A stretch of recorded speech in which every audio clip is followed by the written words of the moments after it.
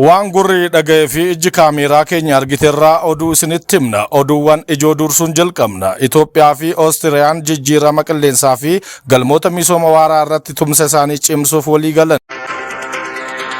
Itoophiyaan konkolaattota fe'umsaa gugurdoo anniisaa elektiriikiin hojjetan gara biyya keessaatti galchuu eegaluu ishee ministeerri geejjibaa fi loojistiksii beeksise. Itoophiyaan teeknooloojii niikuleeraa dhimma misoomaatiif oolchuun saffisa guddina ishee mirkaneessuuf boqonnaa haaraa si'oomina qabu keessa galteetti jedhame. Mootummaan haaromsa mindaa hojjettoota mootummaa guddisuuf kaayyeeffateef qarshii dabalataa biiliyoona 200 fi biiliyoona 90 ifatti gaafate. Amma gara oduu bal'innaa. Itoophiyaa fi Oostiriyaan jijjiirama qilleensaa fi galmoota misoomaa waaraa irratti tumsa isaanii cimsuuf walii galan. Itoophiyaa fi Oostiriyaan dhimmoota jijjiirama qilleensaa fi galmoota misooma waaraa irratti waliin hojjechuuf walii galtee irra ga'aniiru. Ministeerri dhimma alaa Dr. Geediyoon Ximootiyoos ministeera dhimma alaa Oostiriyaa Be'aataa Meen Raayizingar waliin mari'ataniiru. Dr. Geediyoon Ximootiyoos wayita kanatti ajandaa fooyya'insa dinagdee mandhalee Itoophiyaa akkasumas carraalee investimentii dameewwan furtuu kanneen akka anniisaa haaromfamaa, maanifaakscharingii, turizimii fi bu'uuraalee misoomaa diijitaalaa ilaalchisee ibsa kennaniiru. Gama isaaniitiin Be'aataa Meen Raayizingar Oostiriyaan hariiroo biyyoota lamaanii guddisuuf walitti dhufeenya daldalaa cimsuuf fedhii akka qabdu ibsan. Akkaataa itti daawwannaa tajaajila daldalaa fi investimentii mijeessuun danda'amu akkasumas damee kalaqaa ce'umsa teeknooloojii fi misooma ogummaa irratti tumsa dhaabbatummaa cimsuuf fedhiin akka jiru eeraniiru. Kanumaan walqabatee fooramii daldalaa gamtaa Awurooppaa fi Itoophiyaa har'a gaggeeffame irratti dhaabbileen daldalaa Oostiriyaa hirmaannaa milkaa'aa gochuu isaanii dubbataniiru. Ministeeronni lamaan karaa tumsa gamdaneessa Itoophiyaa fi Oostiriyaa dhaabbata mootummoota gamtoomanii fi waltajjiiwwan idil addunyaa biroo keessattuu dhimma jijjiirama qilleensaa fi galmoota misooma waaraa irratti tumsa isaanii cimsuuf waliigaltee irra gahuun ibsameera. Biyyoonni lamaan hariiroo gama lamaanii cimsuuf kutannoo qaban irra deebiin kan mirkaneessan yoo ta'u, dameewwan siyaasaa, diinagdee, barnoota, aadaa fi gamdaneessaan carraalee tumsaa bal'aan jiraachuu odeeffannoon ministeera alaarraa argame ni mul'isa. Itoophiyaan konkolaattota fe'umsaa gugurdoo anniisaa elektiriikiin hojjetan gara biyya keessaatti galchuu eegaluu ishee ministeerri geejjibaa fi loojistiksii beeksiseera. Ce'umsi Itoophiyaan gara konkolaattota elektiriikiitti taasisaa jirtu gara konkolaattota fe'umsaa gugurdootti ce'uusaa ministeerri geejjibaa fi loojistiksii akeeke.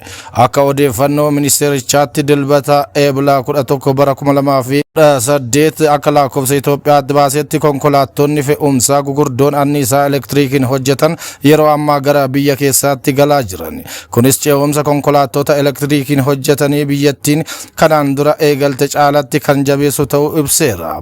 Akka biyyaatti konkolaattonni elektiriikiin hojjetan qofti gara biyya keessaa akka galan sochii eegalame yeroo ammaa jijjiirama imaammata haaraa taasifameen ta'uu ministeerichi ifoomseera. Haaluma kanaan konkolaattonni fe'umsaa gugurdoon elektiriikiin hojjetanii fi meeshaaleen industirii yeroo ammaa qaama karoora kanaati jechuun dabalataan ibseera. Dhiyeenya kana mootummaan baasii boba'aa hir'isuuf imaammata eegumsa naannoo hordofuun fayyadama konkolaattota elektiriikii irratti xiyyeeffannoo kennee hojjechaa jiraachuu isaa ibsaa tureera. Ce'umsi konkolaattota fe'umsaa gugurdoo elektiriikiin hojjetanii amma eegalame kunis seektara loojistiksii caalatti ammayyeessuuf baasii kan qusatu akka ta'u ministeerichi ibseera. Itoophiyaan teeknooloojii niikuleeraa dhimma misoomaatiif oolchuun saffisa guddina ishee mirkaneessuuf boqonnaa haaraa si'oomina qabu keessa galteetti. Hojiin kun haala gurmaa'ina isheen akka durfamuu fi koomishinii anniisaa niikuleeraa Itoophiyaa hundeeffame hojiitti galeera. Humna ibsaa magaalotaa fi industiriiwwanii haala waaraa ta'een guutuuf anniisaan niikuleeraa akka filannootti fudhatameera. Raashiyaa waliin waliigalteen tumsaa teeknikaa mallatteeffame. Raadeeshinii fi qorannoo meedikaalaa niikuleeraa hospitaalota gugurdoo keessatti tajaajila kennuu jalqabaniiru. Raadeeshiniitti fayyadamuun ittisa ilbiisotaa fi sanyiiwwan midhaanii hongee dandamatan baasuuf qorannoowwan bal'aan gaggeeffamaa jiru. Sochiin kun waggoota dhufan keessatti wabii anniisaa mirkaneessuu, tajaajila fayyaa fooyyessuu fi midhaan nyaataan of danda'uuf galtee guddaadha. Teeknooloojii kana beekumsaa fi of eeggannoodhaan hojiirra oolchuun badhaadhina hunda galeessaaf boqonnaa haaraa qaba jedhameera. mootummaan haaromsa mindaa hojjettoota mootummaa guddisuuf kaayeffateef qarshii dabalataa biliyoona 200 fi biliyoona 90 ifatti gaafachuun himame. Koomishiniin Siivil Saarviisii gaafiin maallaqaa kun qaama tattaaffii beenyaa hojjettoota mootummaa fooyyessuuf taasifamaa jiru ta'uu mirkaneesse. Gaafiin jalqabaa onkololeessa bara 2017 kan dhiyaate yoo ta'u bara 2018 irra deebi'ee mirkanaa'uusaa ibseera.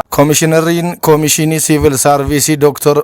Makuriyaa Haayilee waltajjii marii dhaabbata bulchiinsa gaarii Afrikaa gaafa Afrikaa filannoo waliigala torbaffaa dhufuuf qophaa'uuf kenniinsa tajaajilaa siivil saarviisii irratti xiyyeeffate qophaa'aa jiraachuu himaniiru. Mootummaan haaromsa kanaaf baajata guddaa ramaduusaa ibsuun jireenya hojjettoota mootummaa haalaan ol kaasuuf kan kaayeffate ta'uu Dr. Haayileen cimsanii dubbataniiru. Keessattuu paartiin badhaadhinaa filannoo waliigala torbaffaa irratti injifannoo yoo mirkaneesse jalqabbii mootummaa haala gaariin akka itti fufu abdii qabaachuu ibsaniiru. Bara 2017tti daballii mindaa biliyoona 90 dabalataan akka kennamuuf gaafiin kan dhiyaate yoo ta'u itti aansuunis baajata jiru dabaluudhaaf biliyoona 200 akka kennamuuf gaafatamaa jiraachuu koomishinerichi himaniiru.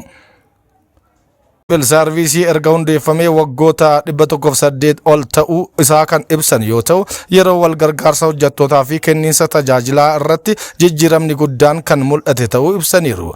Qulqullina tajaajilaa fi sirreeffama beenyaa irratti fooyya'insi dabalataa fooyya'insa taasifameen wal simsiisuun hojiirra akka oolu mirkaneessuuf akka hojjetamu beeksisanii jiru.